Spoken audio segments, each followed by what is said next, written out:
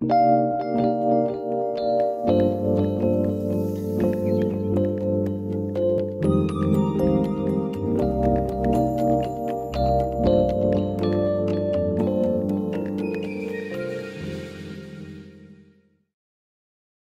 dans le Seigneur, que Dieu te bénisse.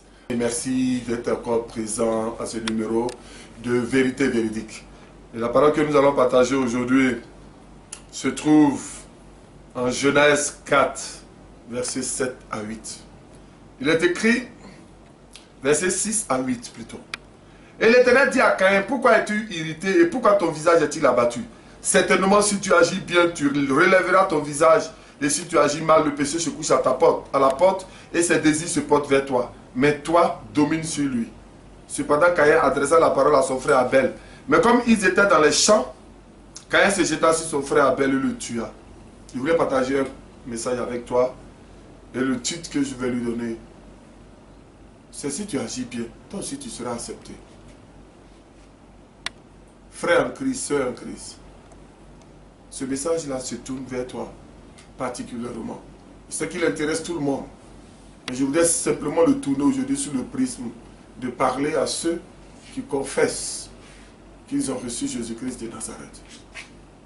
De la place où je suis, j'ai vu des choses incroyables et vécu des situations dans l'église qui me donnent souvent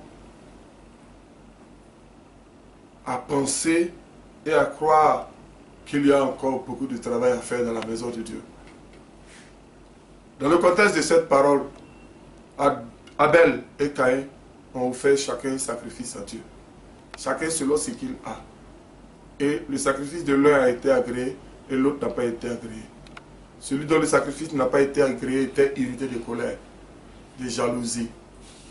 Et celui à qui ils ont fait le sacrifice, celui pour la gloire duquel ils ont fait le sacrifice, s'est adressé à celui qui était en colère en lui disant, pourquoi es-tu irrité? Certainement, si tu agis bien, toi aussi ton sacrifice sera accepté. Mais qu'est-ce qu'il a fait? Il a décidé de ne pas bien agir. Il a décidé de suivre sa colère.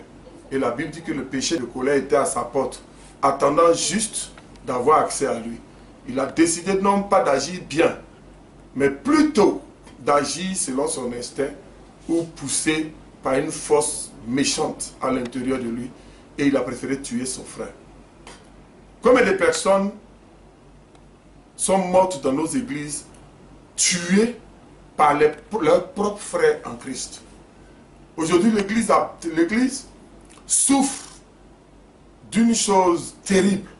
Vous savez, l'ennemi qui vient de dehors n'a pas de force contre l'église. C'est l'ennemi qui se trouve à l'intérieur, la cinquième colonne. C'est elle-là qui est la plus dangereuse. Et la cinquième colonne est composée de tous ceux qui sont dans l'église mais qui travaillent contre l'église. Ils travaillent plutôt pour leurs intérêts. Ils sont nombreux ces personnes qui chaque jour sont jalouses de l'évolution. Qu'un frère est béni, une soeur est bénie. Telle personne s'est mariée, pourquoi je ne me suis pas marié? Telle personne a été élevée dans son service, pourquoi il a été élevé? Telle personne a été nommée par le pasteur, pourquoi a-t-il été? Pourquoi lui et pas moi? Pourquoi lui et pas moi? Pourquoi elle et pas moi? Pourquoi lui il réussit et puis moi je ne réussis pas? Pourquoi pour lui a accepté et puis pour moi n'est pas accepté? Pourquoi est-il élevé et puis moi je ne suis pas élevé? Et quand ils sont remplis de toute cette amertume, la réponse, ils ne la cherchent pas en Dieu, ils la cherchent dans leurs émotions. Et nous assistons à beaucoup de meurtres spirituels. Combien de nouvelles personnes zélées qui sont arrivées dans l'église n'ont pas été tuées spirituellement par des anciens qui ne veulent pas progresser, mais qui sont étonnés de voir des nouveaux zélés occuper des responsabilités à cause de leur engagement dans l'église. Ces anciens s'approcheront d'eux et vont briser leur foi par des paroles. Tu es venu nous trouver ici, nous sommes des anciens, va doucement. Ou bien, tu es tout nouveau, après il va se débattre et le pasteur va te mettre loin. Est-ce que tu sais ce qui t'attend? Tu es zélé, mais après tu vas voir. Ils ont toutes sortes de paroles pour détruire et tuer les gens qui sont élevés. Quand on élève quelqu'un, au lieu de se poser la question de savoir qu'est-ce qu'il a fait pour être élevé, qu'est-ce qu'il a fait, comment il a fait, au lieu de s'approcher du frère, de la soeur pour dire tu t'es marié, comment as-tu fait, quelle approche as-tu pris, tu es bon frère, tu as été élevé dans l'église, on t'a nommé, on t'a responsabilisé, comment tu as fait, qu'est-ce que tu as fait que je n'ai pas vu, comment as-tu fait que je n'ai pas vu?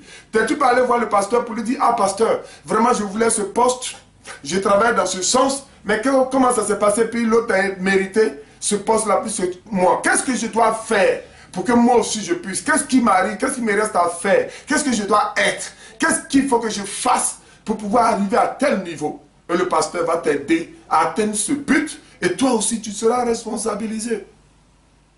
Beaucoup, pendant qu'on dit, au lieu d'aller voir le pasteur, pour aller chercher la réponse, et pourquoi l'autre a été promu, pourquoi lui a été élevé, ils vont maintenant former des clans, ils vont fonder maintenant, ils vont se conformer des complots, ils vont créer la médisance, envoyer des flèches d'accusation, des flèches, ils vont presser, ils vont louer leur langue au diable pour envoyer des flèches d'accusation, des flèches de médisance, des flèches de calomnie au frère ou à la soeur pour la tuer, pour tuer sa foi, pour tuer son zèle. À cause de cela, les églises sont remplies de personnes refroidies et tièdes que l'Esprit de Dieu est obligé de vomir. Parce que la Bible dit que si tu n'es ni chaud, ni froid, je te vomirai. Combien sont-ils qui sont dans l'église qui sont vomis? Malgré qu'ils étaient vraiment zélés au début. Parce qu'ils ont rencontré un aîné, ou un grand frère, ou quelqu'un, un dévancier, qui leur, au lieu de les encourager, a plutôt travaillé à les tuer. Comme Caïn a tué son frère, ils sont nombreux comme ça qui tuent les gens dans l'église. Tous les nouveaux qui viennent, ils les tuent. Les personnes qui progressent, ils les tuent. Les personnes qui ont évolué, ils les tuent. Les gens qui se sont conformés à la parole pour réussir, ils vont travailler à les détruire. Ils refusent de grandir, mais ils veulent tenir tout le monde rabaissé au-dessus d'eux pour continuer à se croire grand. Toi, tu m'écoutes, si tu as loué ta langue au diable, sois délivré au nom de Jésus.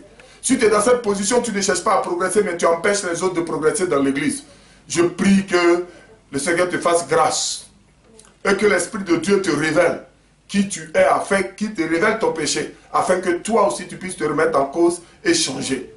Je suis venu te dire, le Seigneur dit, ce que tu as fait, qui ne t'a pas élevé jusqu'à présent, et puis l'autre a été élevé, ce qu'il a fait, puis il a été élevé, cherche-le, toi aussi fais-le, et tu seras élevé. Ce que ta soeur a fait pour pouvoir se marier, toi aussi fais-le, et tu te marieras. Parce que Dieu n'a pas changé, il est le même hier, aujourd'hui, éternellement, il ne fait acception de personne. C'est lui qui élève et c'est lui qui rabaisse. Ce n'est pas par ta propre force, ce n'est pas en détruisant tes frères qui ont été élevés, qui ont réussi, qui ont avancé, que toi tu vas avancer. Il faut plutôt te tourner vers Dieu, agis bien.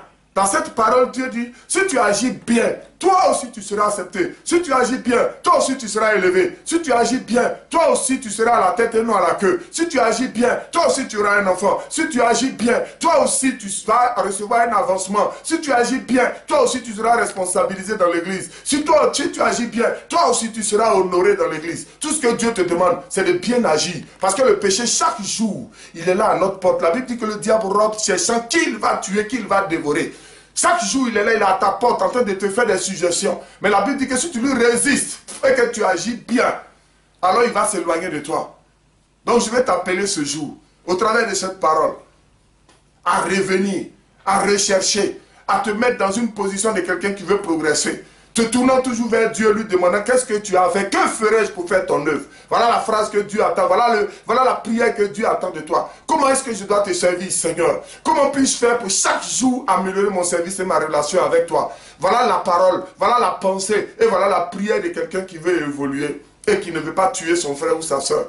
Aujourd'hui, je vais dire à quelqu'un, tu veux être élevé, agis bien. Tu veux voir la gloire de Dieu, agis bien. Tu veux que toi aussi on puisse te voir, agis bien. Si tu agis bien, ce que les autres ont été que tu convoites, tu le seras aussi. Que la grâce et la faveur de Dieu soient ton partage. Répands-toi, reviens au Seigneur. Ce qu'il t'a donné comme don, il ne l'a pas encore repris. Dispose-toi et l'Esprit de Dieu fera le reste. Et tu verras sa gloire et tu expérimenteras l'élévation. Que Dieu te bénisse au moment où tu es en train de te repentir. Que Dieu te bénisse au moment où tu es en train d'examiner ta vie. Dieu te bénisse au moment où tu es en train de prendre de nouvelles résolutions pour agir bien. À bientôt. Que la grâce et la faveur de Dieu ne te fassent point défaut.